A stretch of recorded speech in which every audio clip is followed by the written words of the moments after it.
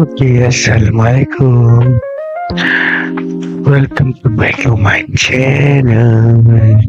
Okay, hari ni kita lupa saya nak kenalkan nama saya. Nama saya Wan Adam Haris bin Wan Azmin.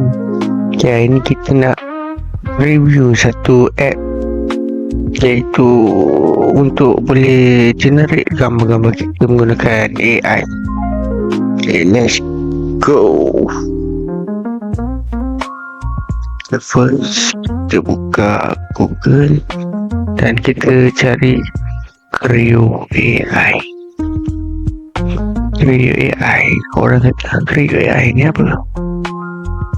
Sebab tak pernah dengar, selalu biasa kita guna ChatGPT, apa lagi, Gemini.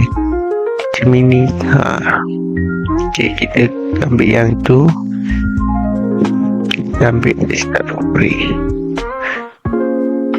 tapi dia kena login.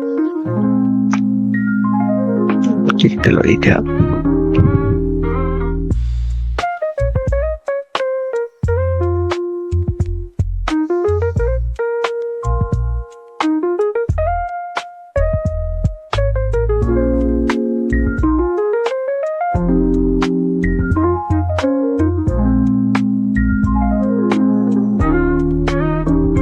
Okey, dalam diri ni kita ada macam-macam jenis.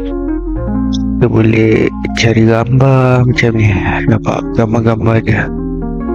Ni lebih kurang macam Pinterest, tapi dalam satu ni app ni, satu website ni, kita boleh cari gambar, boleh buat gambar, boleh generate video, macam-macam. Nampak? Ini kita boleh buat gambar. Kita cari gambar silap, sorry. Nampak gambar-gambar.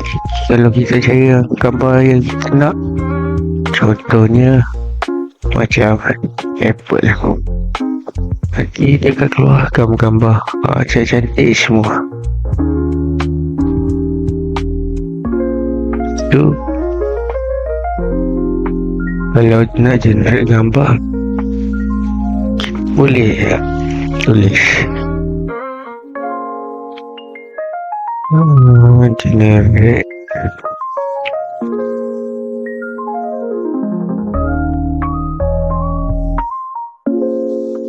people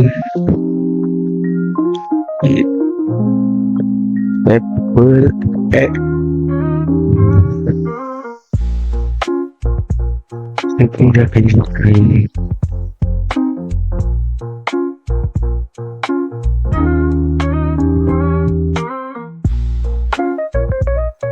Nampak?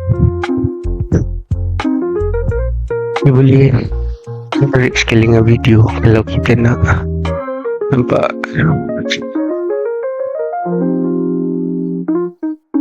Okay, kita generate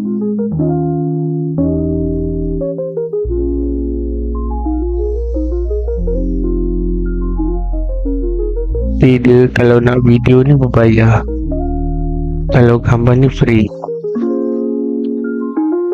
Ada macam-macam lagi. Ini macam daripada gambar ke HD, kita nak buat ke HD, boleh juga.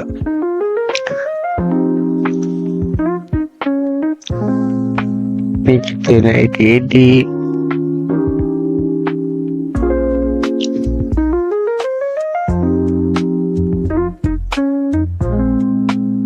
Ni kalau kita nak render, contoh macam gambar kereta ni, nak render kepada gambar macam ni. Untuk selalunya banyakkan student architecture render kan. Kita boleh guna app ni sesuai kalau nak render. Okey, itu saja pada hari ini. Sekian, terima kasih, jumpa lagi next time. Bye bye. Assalamualaikum.